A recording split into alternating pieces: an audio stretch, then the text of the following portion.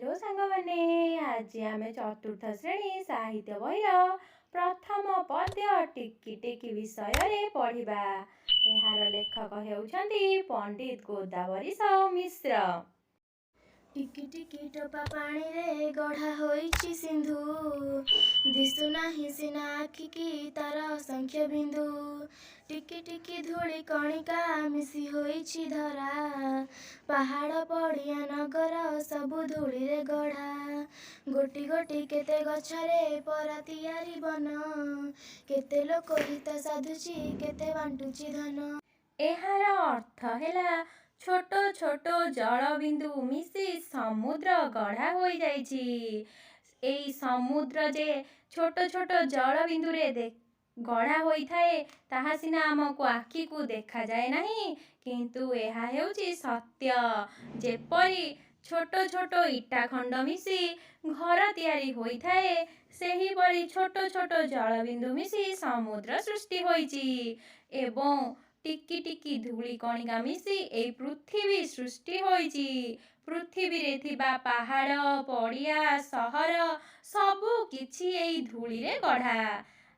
आउ मध्य गोटिए गोटिए गछरे एई जंगल सृष्टि होइछि। ए जंगल आमको कौन देउछि? एई जंगल आमको झुणा लाख काठ अम्लजान महुल देउछि।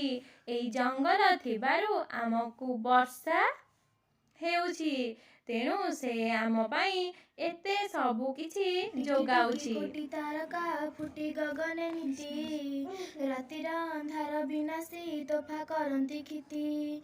लबे लबे दया हृदय देई पारे जे नर, से एका बोलाए जगते दयामयंक चर।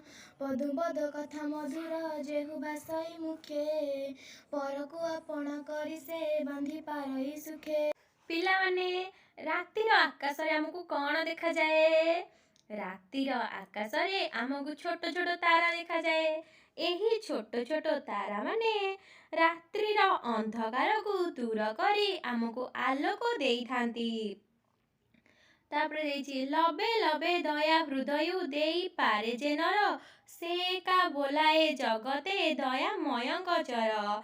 अर्थात एई धरा पृष्ठरे थिबा समस्त मनुष्यंक पाखरे हृदय थाए।